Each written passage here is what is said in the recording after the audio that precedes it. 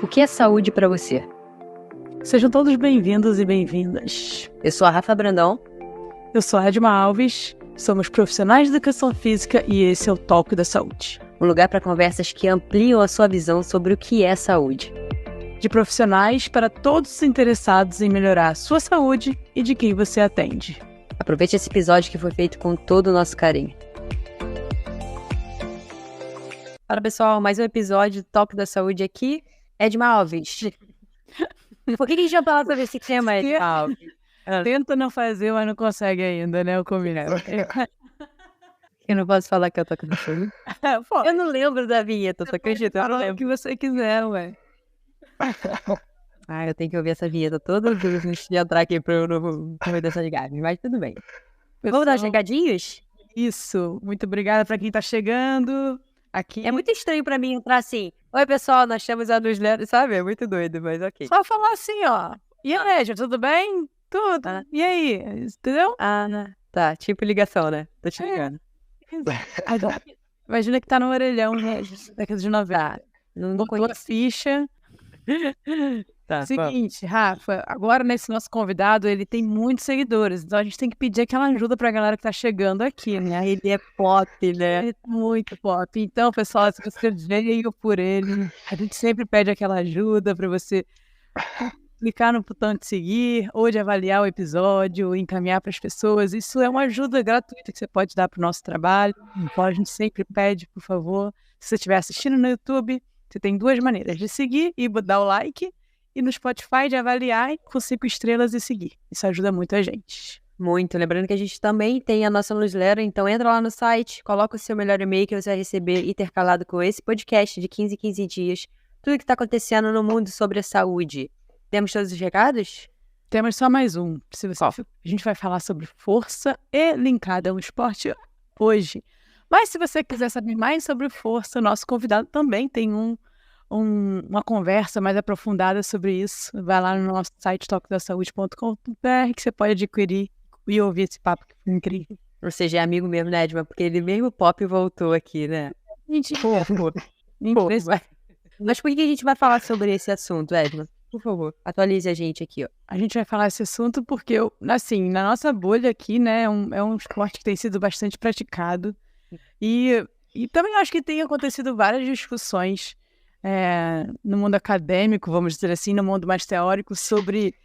E aí, a gente treina, melhora na performance, não melhora? O que a gente pode fazer fora dos treinos específicos, de fato, que a gente possa fazer para melhorar aquela prática que a gente está tendo. Então, acho que por esses dois motivos de ser um esporte bastante procurado e por treinamento de força estar em alta, podendo ou não ajudar cada esporte, a gente vai trazendo esses assuntos assim aos poucos. De repente, depois a gente traz outros esportes, né? De repente você pode falar de surf, quem sabe um dia. Com certeza, hoje a gente vai falar sobre jiu-jitsu, aí ele já falou, introduziu e não falou qual era o esporte, né? Ué, mas quem tá aqui já lê na arte do episódio, tá bem grande. Aqui já sabe o assunto. Mas tem gente que confia tanto que nem vê, só bota o play todo filme depois da verificação.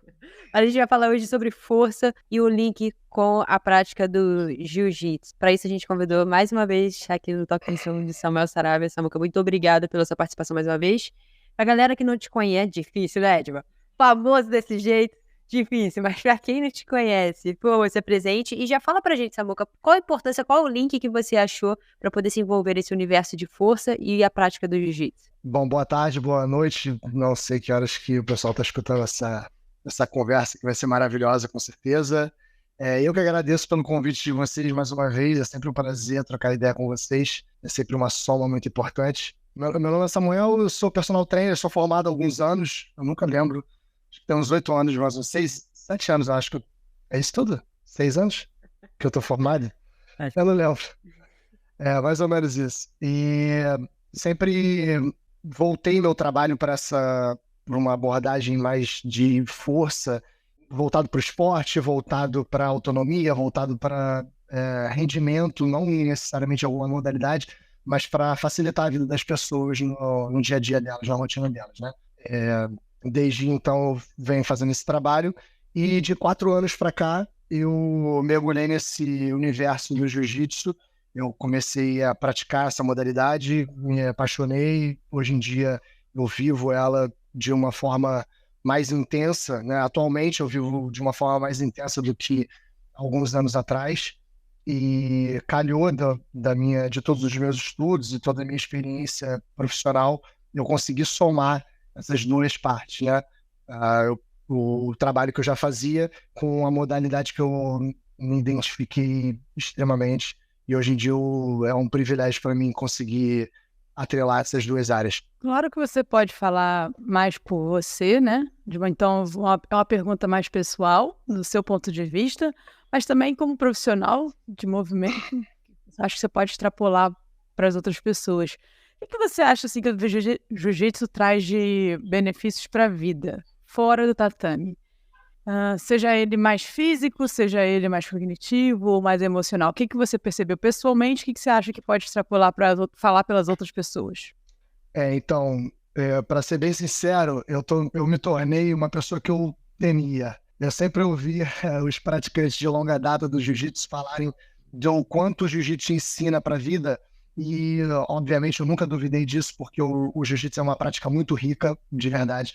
Quando você está ali dentro do tatame naquele momento, é um aprendizado gigantesco que não tem como... dificilmente você consegue fazer uma prática sem que esteja presente de fato ali, né? De corpo e alma naquele lugar, porque a demanda exige isso de você. Mas hoje em dia eu percebo, tenho uma percepção, né, mais pessoal e mais aprofundada de como essas coisas, como você falou, extrapolam para as nossas esferas fora do tatame. E, Edma, eu acho que, além dessa parte física, né, que a gente está mais acostumado a falar, o jiu-jitsu ele tem um componente psicológico, um componente comportamental muito forte, porque ali a gente está numa atividade muito essencial, né, do ser humano, um contato muito próximo com outro indivíduo e tendo que tomar decisões, tendo que criar oportunidades, tendo que criar espaço, em alguns momentos abrir espaço, ceder determinadas formas de abordagem dentro do treino, enfim. E eu acho que você falou também da parte cognitiva, né? Essa parte de criação e de tomada de decisão é muito forte no jiu-jitsu. O jiu-jitsu, como qualquer outra modalidade, ele vai no caminho da eficiência, né? A gente está sempre buscando um meio mais eficiente, a gente está sempre buscando um atalho para um determinado objetivo, a gente está sempre buscando um caminho mais fácil. E eu acho que na vida é assim que funciona, né? Dentro das regras, quais são os caminhos mais fáceis que eu posso percorrer, e eu acho que ele vai te ensinando isso.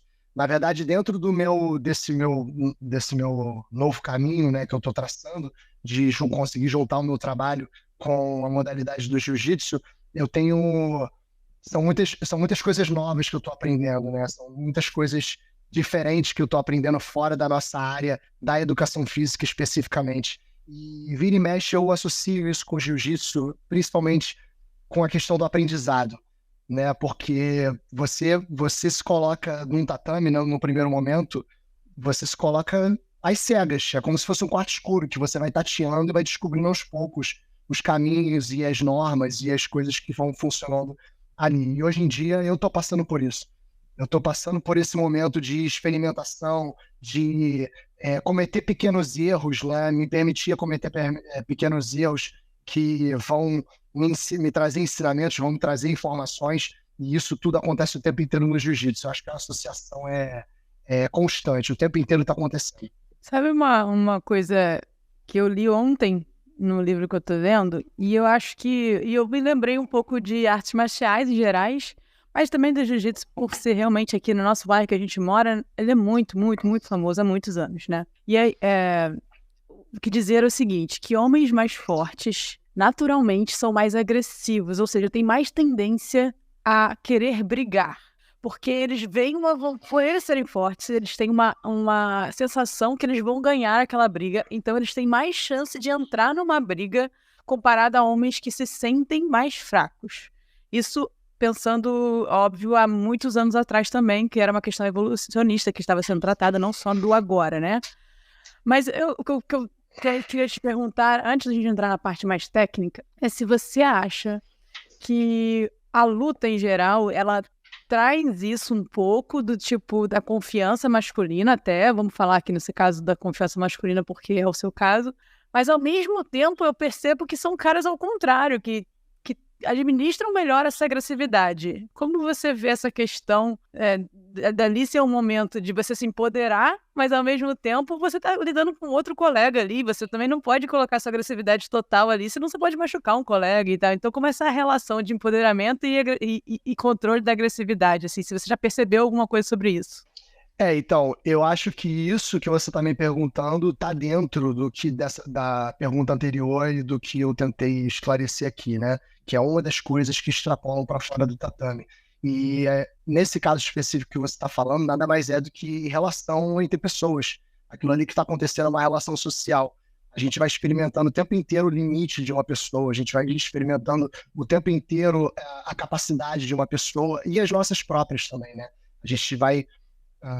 dentro daquele movimento, a gente vai entendendo melhor quais são as nossas capacidades, a gente vai entendendo melhor quais são até onde a gente consegue ir, né? Até onde a gente consegue expandir as nossas habilidades naquele momento ali, até onde a gente consegue expandir as nossas habilidades e como o indivíduo que está ali na sua frente responde. E a partir do momento que você tem uma resposta daquele indivíduo e num próximo treino, por exemplo, você tem uma resposta de um outro indivíduo, você começa a perceber também que as suas capacidades geram respostas diferentes dependendo do indivíduo que está sendo colocado ali na frente, dependendo do dia que aquilo ali acontece. Às vezes você não está num bom dia, às vezes uma coisa que acontece contigo, que você sofre o tempo inteiro dentro do tatame, que você sabe lidar, vai ter um dia que você não vai lidar muito bem. Então, eu acho que isso é uma das coisas que fazem parte. Essa relação, né, apesar de ser puramente não, né, mas envolver movimento, envolver estratégia, né, envolver tática, que envolve arte marcial, são as coisas que a gente consegue transferir para o lado de fora. Eu acho que tá dentro do que a gente falou antes também.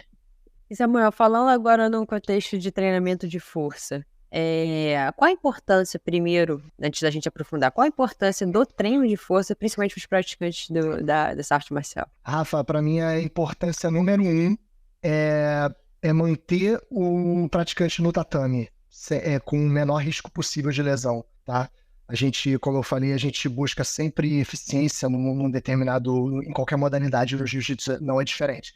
Tanto é que você, ao longo do tempo, você vai vendo um praticante de jiu-jitsu adquirir o próprio jogo, ele vai criando identidade dentro do tatame, o jogo dele vai... Assim como qualquer outra modalidade, né? A gente sabe que um jogador ou um surfista, por exemplo, a gente sabe, sem olhar quem é, a gente, quando está familiarizado com aquele praticante, com aquele atleta, a gente sabe identificar a pessoa pela movimentação dela, pelo jogo dela.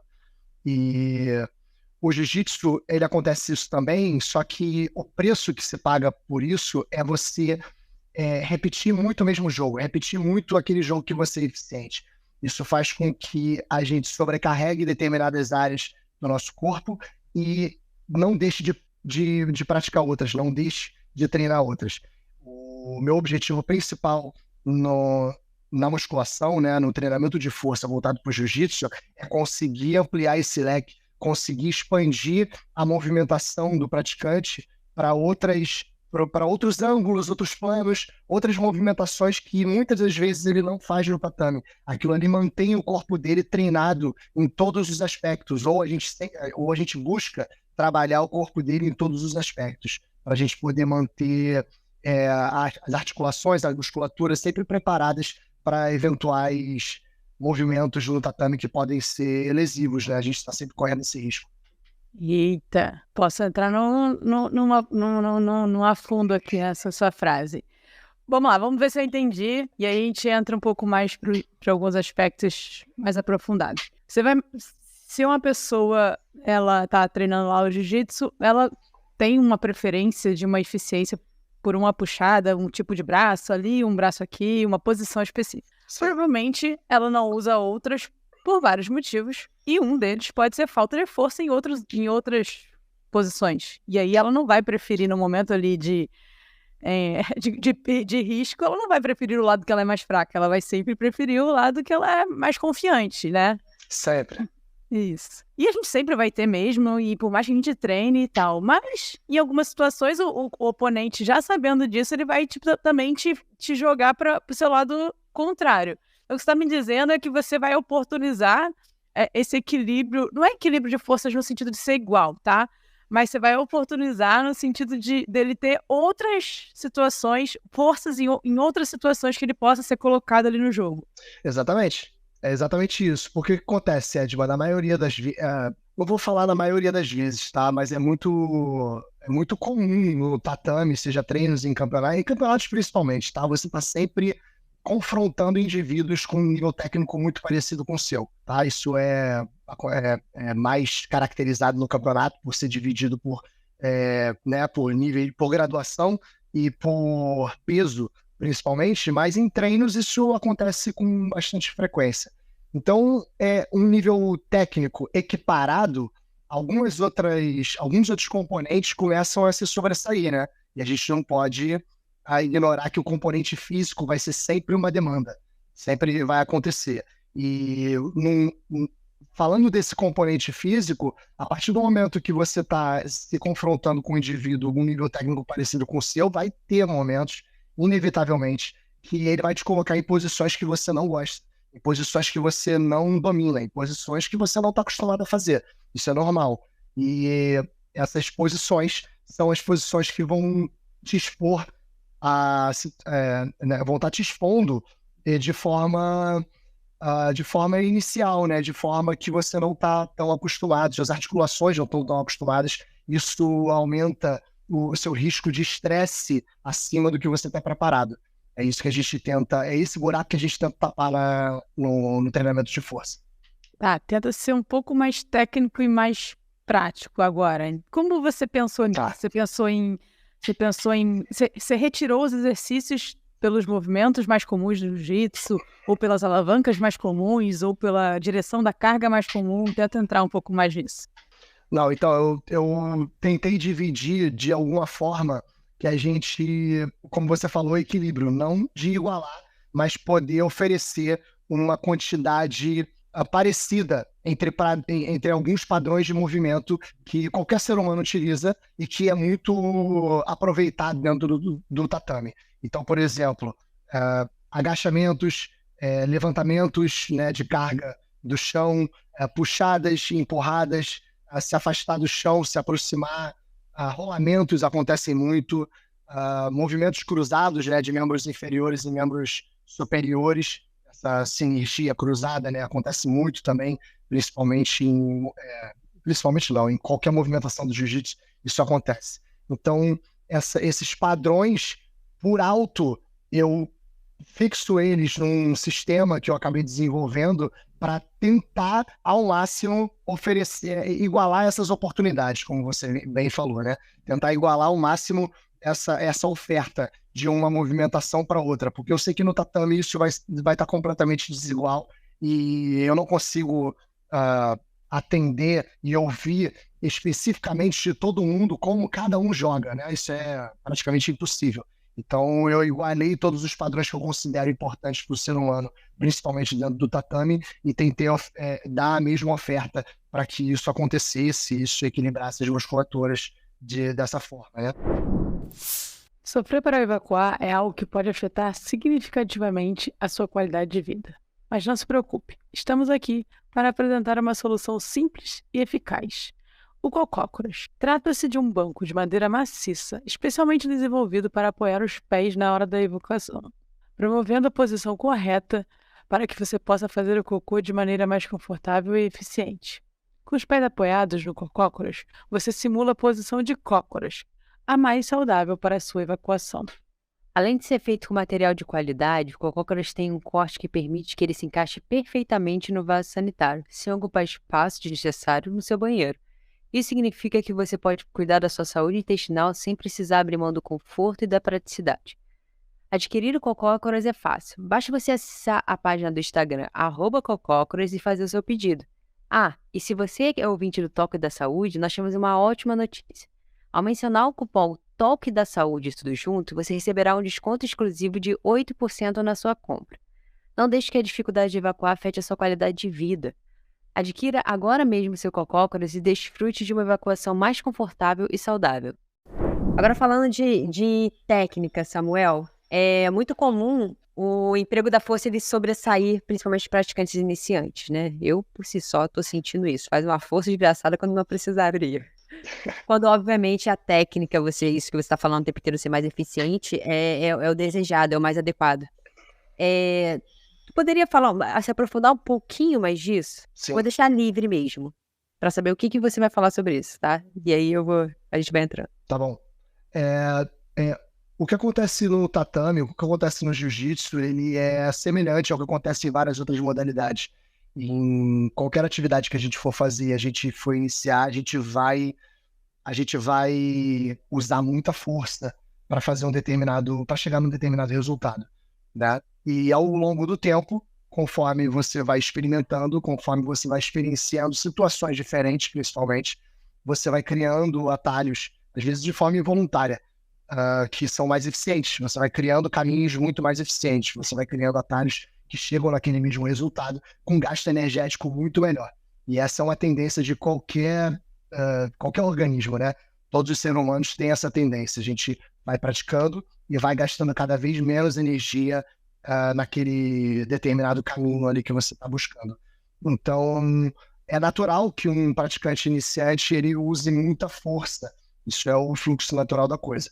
A questão é, uma coisa que acontece muito é indivíduos mais pesados, indivíduos fisicamente mais fortes, eles às vezes demoram um pouco mais, isso é muito comum da gente perceber, às vezes demora um pouco mais para refinar aquele componente técnico, justamente porque não é necessário, justamente porque ele não precisa. Então é muito comum a gente ver em campeonatos e, inclusive, narradores, comentaristas, o pessoal da comunicação falando, né, do quão difícil, na verdade, é você ver um cara muito pesado apresentar um nível técnico tão elevado quanto um cara quanto um cara leve. Porque a gente está acostumado, um cara leve, ele está acostumado a treinar com caras pesados, então ele não tem escolha. Ele precisa ir para elevar o nível técnico dele para que as ferramentas que ele tem, né, as movimentações que ele tem, sejam eficazes contra um cara, inclusive, mais pesado do que ele. Entende? Então, eu acho que isso é uma coisa natural que a gente vai, ao longo do tempo, uns mais, outros menos, alguns mais rápidos, outros mais lentos, mas em algum momento a gente consegue elevar o nosso nível técnico a um nível, né, um patamar que a gente consegue se sobrepor, inclusive a indivíduos mais pesados. Acontece bastante. Mas você diria que é um esporte que eu não sei quanto tempo dura uma luta, 5 minutos? É normal. Campeonatos, 10 minutos, depende. Entre 5 e 15 é uma média boa. Caramba, 10 minutos. Fazendo muita força. Então já vou mudar minha pergunta, porque assim, não é impossível você levar uma luta de 10 minutos na força, só na força. A não ser que você vá lá e acabe ela com, sei lá, 1 minuto. Isso não existe. Se ela durar um pouquinho mais, em algum momento você vai ter que usar da técnica ali, você vai, né? E como você acha que na luta de quem não conhece mesmo, quem nunca praticou, né? Como você acha que é esse equilíbrio na luta? Você consegue ter momentos de escape e restaurar a energia pela técnica, ou não? Você tem uma força de resistência, tem que fazer força por muito tempo? É uma característica mesmo, física e técnica da atividade. Como você diria que é? Edma, eu diria, você está perguntando questões de sistemas, por exemplo, sistemas energéticos, alguma coisa? Se você quiser ir por esse caminho, é um bom. Eu, pela minha cabeça de leigo, pensaria assim por não ter praticado, né? Mas quando a gente vai na prática, às vezes não tem nada a ver. Sim, não. Então, vamos lá. Se você for campeonato, por exemplo, né, que você vai, de fato, ter uma amostra de indivíduos que têm aquele nível técnico que eu falei, né, mais equiparado, você vai ver uma atividade com um componente anaeróbico mais apresentado, assim. É mais comum você ver isso. Você vê o ritmo da luta muito mais acelerado. O pace da luta é muito mais acelerado. A partir do momento... isso principalmente nas graduações mais baixas, tá? Conforme você vai vendo a graduação mais elevada, você vai vendo indivíduos mais prudentes, indivíduos mais experientes, com uma tática mais refinada, porque é outro componente que precisa ser levado em consideração, com um psicológico mais experiente para aquela situação, enfim, tudo isso é envolvido. Então, assim, não é difícil você ver uma luta também que os indivíduos se mantêm num pace um pouco mais tranquilo, sabe? Não necessariamente ficar ali um cozinhando o outro, mas os dois estão num pace em que conseguem manter por alguns minutos ali sem muitos problemas. A ventilação não acelera muito, é bem tranquilo. Só que em algum momento alguém precisa tomar uma atitude, né? E a partir do momento que alguém toma uma atitude, a outra pessoa precisa responder. Então, em algum momento, esse pace vai acelerar, esse sistema energético vai ser mais exigido e as coisas vão começar a mudar. Esse pace acelerado, a gente sabe que naturalmente não consegue ser sustentado por muito tempo. Então, a estratégia e a tática precisam estar alinhadas ali naquele momento, né? A tomada de decisão precisa sempre ser muito cautelosa nesse sentido, porque você vai acelerar, tem um preço. A tua energia vai estar sendo gasta ali. Então você vai acelerar, dificilmente você vai ver um cara graduado, um cara experiente dar 100% do físico dele, porque não é inteligente, não é um jogo inteligente dele fazer.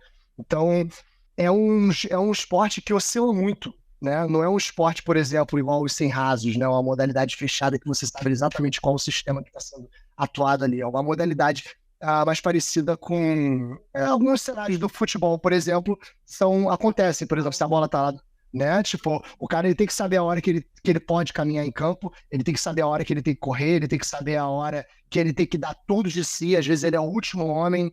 Enfim, essas interpretações da informação e tomadas de decisão por consequência também fazem muito parte do jiu-jitsu. É um jogo muito inteligente. É que eu pensei na palavra técnica, mas você usou a palavra que eu queria usar, tática. Era essa palavra que eu queria usar e fez total sentido. Respondeu bem. Obrigado. Respondeu bem. Parabéns, você. Vamos entrar um pouquinho mais nisso aí, se puder, tá? Você usou uma palavra, o que dá a entender é que, obviamente, todos os esportes, mas o jiu-jitsu ela tem uma carga de previsibilidade e de tomada de decisão muito forte, né? Porque por mais que você treine muito, você tá com um indivíduo totalmente diferente que muitas das vezes você não sabe nem quais são as qualidades e as deficiências dele. Não tô falando de um campeonato, por exemplo, que é quando você estuda muito cara. Vamos falar das pessoas e dos praticantes iniciantes. Falando no treinamento, a gente sabe que é muito difícil você reproduzir algumas coisas sem ser ali no game, tá? Mas levando em consideração que são pessoas muito diferentes que você vai pegar, como é que o treino fora, nem sei se é sim a resposta, tá? Como é que o treino que você vai montar, uma prescrição que você montou de treinamento de força, como é que isso ajuda nesse contexto? E ajuda, por exemplo, numa tomada de decisão, por exemplo, no trabalho de potência, tá? São alguns exemplos. Tá. Então, Rafa, o trabalho ele é limitado, né? O trabalho fora do tatame, ele sempre vai ser limitado se você for comparar com a modalidade que está sendo analisada, né? Isso, se você quiser um par perfeito, você vai ter que fazer jiu-jitsu, né? Isso a gente já sabe. Mas, então assim, a gente já tem que saber que o treinamento de força ele tem as suas limitações, tá? Então, ele tem as suas ajudas, ele tem os seus benefícios, principalmente preparando ângulos, articulações e amplitudes que a gente não está sempre muito acostumado dentro do tatame. A gente se mantém preparado para quando acontecer. A ideia do treinamento de força, um dos objetivos é esse, mas o que acontece? O treinamento de força, ele dentro das suas limitações, ele consegue oferecer algumas coisas no sentido. O ser humano ele tem alguns padrões de movimento que eu considero ser base, tá? Alguns padrões de movimento que todo ser humano vai usar. E a partir daqueles padrões de movimento, a gente extrapola para outros mais complexos. Por exemplo, você não vai reproduzir exatamente as movimentações que você faz no tatame no salão de musculação. Isso é impossível e ouso dizer que seja desnecessário, porque as movimentações específicas no tatame você faz no tatame. Se a gente quiser fazer treinamento de força, a gente tem que tapar alguns buracos que acontecem, né, que a gente não pode fazer dentro do tatame. Desses componentes é trabalhar a nossa capacidade de produzir força máxima, por exemplo, de acionar unidades motoras. A gente precisa ser capaz, em alguns momentos no tatame, de contrair a maior quantidade de músculo possível, né? Claro, de forma coordenada, de forma organizada, de forma eficiente, mas a gente precisa, dentro desse contexto, contrair a maior quantidade de músculo possível. E isso é treinável dentro do salão de musculação. Tipo. A potência é a mesma coisa, né? Uma das características da potência, do trabalho de velocidade, é a sua intenção de mover uma determinada sobrecarga de forma rápida. E isso a gente consegue trabalhar dentro do salão de musculação também. Outra característica da potência, inclusive, é se movimentar da forma mais rápida possível, sem depender de outros aparatos. Isso a gente consegue também trabalhar dentro do salão de musculação. Então, uma coisa, só para respondendo, voltando ao que você falou, eu não, dentro do trabalho que eu faço especificamente dentro do salão de musculação, por enquanto, pelo menos, eu não consigo entrar na seara de informação, de estímulo que a pessoa, a partir de um determinado estímulo visual, por exemplo, um estímulo tátil, ela gera a resposta que eu quero. Isso ainda não é possível pelo formato que eu ofereço. Né? Não tem como, eu não consigo, eu não tenho o contato direto com as pessoas que eu atendo hoje em dia nesse projeto. Então, dentro dessas limitações, eu preciso me ater a essas características que eu falei. Outra característica são esses padrões mais básicos, que esse trabalho de força e a capacidade de movimentar grandes cargas, a capacidade de se movimentar de forma rápida, eles estão dentro desses padrões mais básicos que eu considero que servem de base, inclusive, para as movimentações do jiu-jitsu no tatame. Boa, agora você vai ajudar o amigo. Ótimo, calma aí, só queria falar que foi ótimo, deu até corte, obrigada.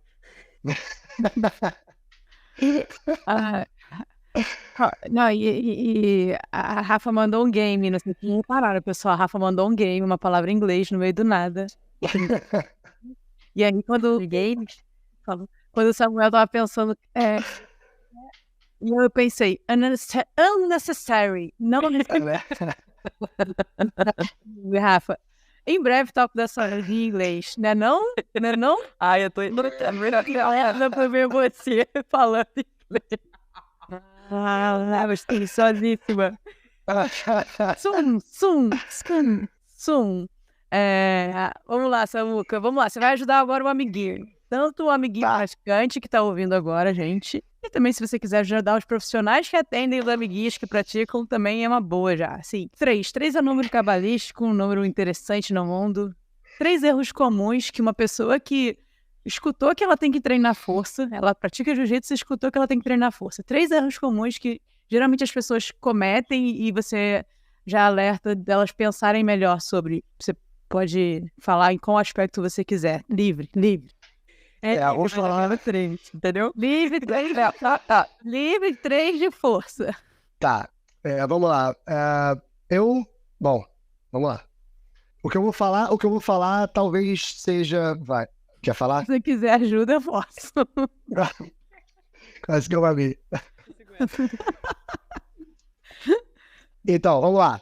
Olha só, primeiro erro que eu considero, isso é dentro da minha experiência, tá? Primeiro erro que eu considero, focar em hipertrofia. É o primeiro erro, tá? A hipertrofia, ela vai na contramão do treinamento que visa a eficiência, que visa a performance. Ela vai exatamente na contramão. E na contramão não quer dizer que é ruim, só quer dizer que o objetivo está exatamente do lado oposto. Né? Para você treinar a hipertrofia, você precisa treinar o seu corpo a não ser eficiente. Como eu posso não ser eficiente nessa movimentação aqui? É isso aqui que vai me dar os melhores resultados de hipertrofia. Então, isso vai na contramão do nosso objetivo na preparação do jiu-jitsu. Tá? O segundo erro, que às vezes está até atrelado ao primeiro, é treinar em máquinas, tá? Treinar em máquinas não é proibido, não necessariamente, mas é sempre um dos meus primeiros conselhos. Por quê? A máquina, ela pré-determina o que você deve fazer. Ela não te dá a oportunidade de errar.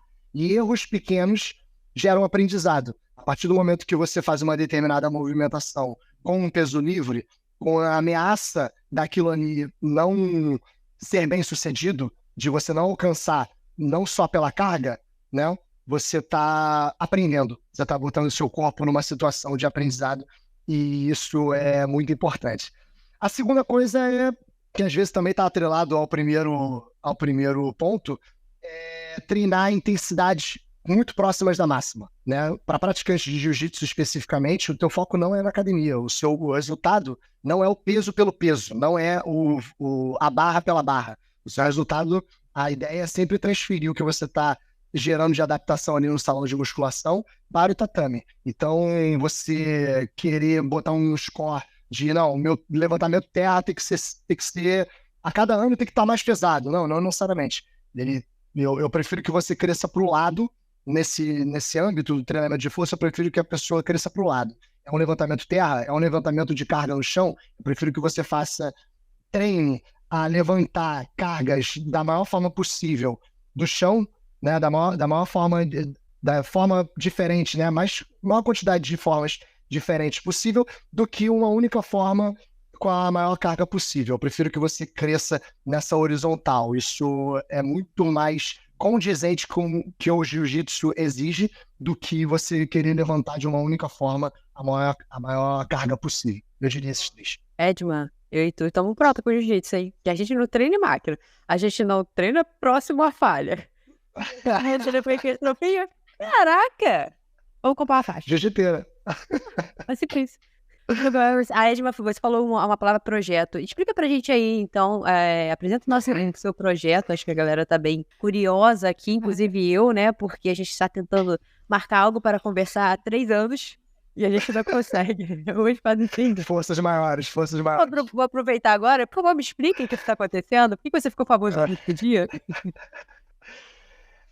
Então, foram algumas coisas que aconteceram, né? Eu já estava já tinha vontade de trabalhar de alguma forma, ajudar de alguma forma no jiu-jitsu, os praticantes de jiu-jitsu.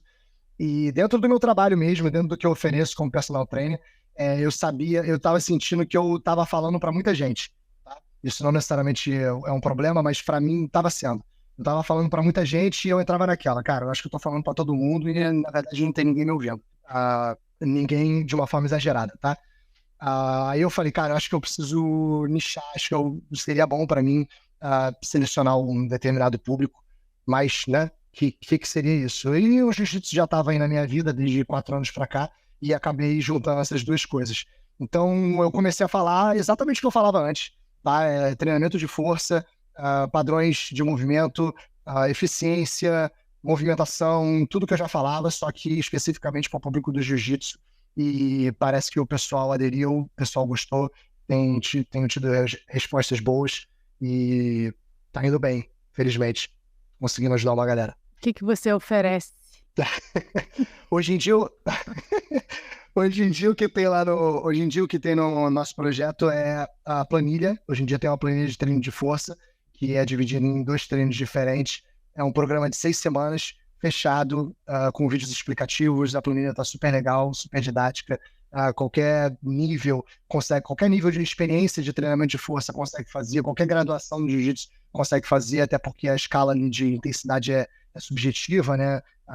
Cada um consegue ir dentro das próprias limitações e é muito acessível porque não só do preço, mas o equipamento que é necessário para fazer o treino da planilha é basicamente halteres, barras e elásticos, se você não tiver cabo. Então qualquer academia que você tiver vai ter essa aparelhagem. Então tá bem legal. E qual é o preço? R$29,90. Pô. Eu não tenho nem coragem de pedir cupom de desconto pro Top, pessoal. Não. Você vai lá. Me quebrou também esse preço, me quebrou. Deve ser 2023, enquanto ele tá com menos de 100 mil, pessoal. Aproveita. Exatamente. Quando chegar... Já era, vai ser o preço de 3 cafés, não só um. Bom, então, galera, E pra, né? Entra no e pra Instagram, não é, Samuca? Fala, desculpa. Instagram, Samuel Saraiva BJJ. Tá tudo lá. O que você ia falar? Não, porque tem um projeto agora sendo encaminhado, provavelmente não, vocês estão sendo uma das primeiras pessoas a saber, já tem um projeto sendo encaminhado para uma consultoria mais individualizada, o pessoal vai conseguir ter um trabalho um pouco mais específico para cada um, né? A gente tem demandas e necessidades diferentes, então a gente já está trabalhando nisso também. Isso aí, mais tarde, galera, já arruma um cupom. Tem pra ser R$29,90 não, tem certeza. Falou, Esse aí vai ter. tem que ter que... Quando esse episódio estiver no ar, ele vai dar preferência para quem veio pelo episódio, então já fala que veio pelo solo. Isso, fiquei pensando. Certamente, fala. Isso aí tem que ser uma demanda menor. Vai furar a Você dá fila. conta. Gente, eu tenho realmente vontade de experimentar o jiu-jitsu. Um dia ele vai entrar na minha vida. Agora que a gente tem lugares mais cheirosos, lugares mais limpos, assim, mais atrativos para a prática, eu diria assim. Porque realmente o fundão não era jiu-jitsu no fundão, era judô, mas o fundão me traumatizou de um jeito, aquele tatame, nossa, Fedorento, né? muito. Nossa, do fundão era demais, assim, então me traumatizou. Não, mas um dia eu vou dar uma chance, porque eu acho realmente incrível. Professor Marco Aurélio? Nossa, coitado dele, ele era um santo. Mas eu tenho muita curiosidade, acho, e realmente os aspectos físicos são bem visíveis, mas mais pelos outros aspectos, assim, que são inseparáveis, óbvio. A gente conversa aqui de maneira separada, mas são inseparáveis. Acho que os aprendizados ali, enquanto está sendo amassado, devem ser gigantes. Gigantes. Samuca, falar sobre o jiu-jitsu e força para você é mole. Agora a gente vai para as nossas perguntas mais difíceis do programa. Você já respondeu elas algumas vezes, mas isso também é bastante dinâmico e a gente faz questão de fazer isso todas as vezes que as pessoas vêm aqui. O que é saúde para você? Ai, meu Deus do céu. Pensou já? Saúde... Não, com certeza. Eu nem lembro qual foi a outra resposta. Não, saúde para mim é estar em movimento e não um movimento necessariamente físico. Saúde para mim é você estar sempre caminhando para frente, sempre explorando, sempre aprendendo, sempre se expondo. Isso é saúde para mim. É você se expor a ponto de gerar autonomia para você, gerar autonomia para o seu corpo, gerar autonomia para sua mente, né? Aspectos cognitivos estão dentro disso. É sempre essa questão de movimento. A gente sempre traçar planos, né? Nem que seja para daqui a 1 ano, daqui a 2 anos, daqui a 6 meses, enfim, para amanhã, o que você precisar fazer, sempre de degrau em degrau. Eu acho que isso é saúde. Eu acho que esse movimento nos traz benefícios que a gente chama de saúde mesmo, de fato, né? Marcadores fisiológicos, como a gente está sempre falando, mas são esses mesmos movimentos que trazem os outros benefícios para a gente, de não ficar parado, né? De não estar parado, de não se contentar com o que a gente já tem, de a gente sempre agradecendo pelo que a gente já tem, mas sempre buscando algo novo. Acho que a gente precisa disso até o último dia. Ótimo. E uma experiência inesquecível? Uma experiência inesquecível. Acho que a última experiência inesquecível foi na presença de vocês, felizmente. Foi experimentar um esporte novo. Foi num lugar novo, num lugar foda. Desculpa, falei. Num lugar novo. Experimentar o snowboard, descer aquela montanha, estar em contato com a natureza, aprendendo coisa nova, conhecendo gente nova, conhecendo cultura diferente. Essa foi a minha última experiência inesquecível. E você pode convidar uma pessoa para ficar 1 mês com você viajando. Uma pessoa que você admira, mas ainda não conhece. Quem seria essa pessoa e para onde você levaria ela?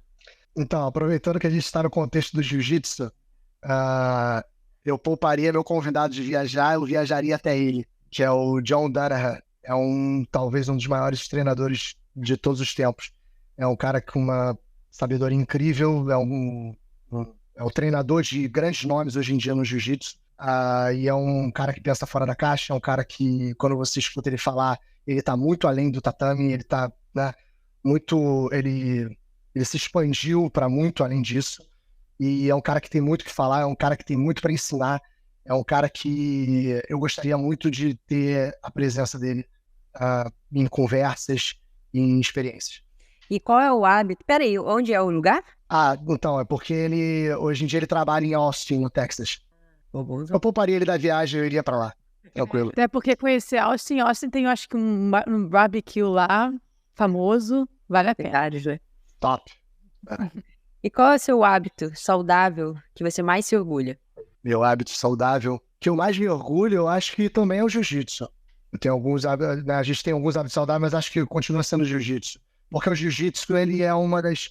Apesar dessa paixão, desse amor que a gente tem, que os praticantes, né, na maioria dos praticantes são picados pelo mosquito do jiu-jitsu, o jiu-jitsu ele tem os seus momentos, né, de crise. A gente tem os nossos momentos de crise na relação com a modalidade. Então, eu acho que dentro desse contexto, a disciplina que você tem que ter para chegar lá em dias que você não está afim, também é muito importante, tanto para o aprendizado quanto para a saúde dos nossos hábitos, né? Boa, Rafa, acabei a mentoria aqui, muito bem. Também, já tô aqui, ó, entrando aqui para comprar minha planilha. É isso. Mas você já falou, mas vale repetir onde a galera te encontra, Samuca, como faz para falar com você? Me encontra no Instagram, Samuel Saraiva BJJ. Lá você vai ter todos os contatos e todas as formas de entrar em contato comigo. Ou então clica aqui na descrição desse vídeo que tem também lá o contato direto, o link que vai te direcionar lá pro Instagram do Samuel. Valeu, galera, para quem chegou até aqui, muito obrigada mais uma vez. Encaminhe esse episódio, compartilhe esse episódio com todo mundo que você acha que vai se beneficiar desses conhecimentos e até daqui a 15 dias. É isso.